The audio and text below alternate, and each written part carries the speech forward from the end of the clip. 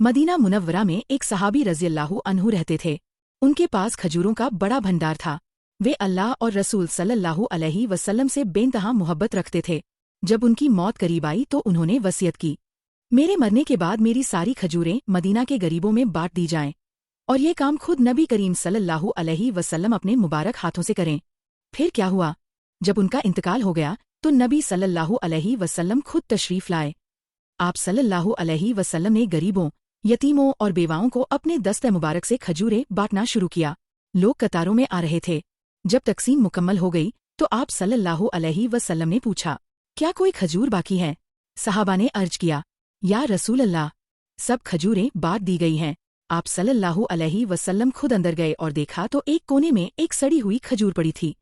आपने उसे उठाया और फरमाया, अगर इस शख्स ने अपनी जिंदगी में सिर्फ इस एक सड़ी हुई खजूर को भी सदका कर दिया होता तो उसे इस सारे माल से कहीं ज्यादा अज्र मिलता। इस घटना से क्या सीख मिलती है?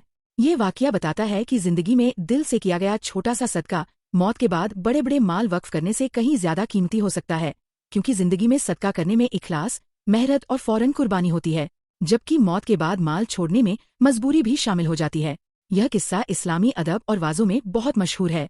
हालांकि इसकी सनद कुछ किताबों में जीफ भी बयान की जाती है।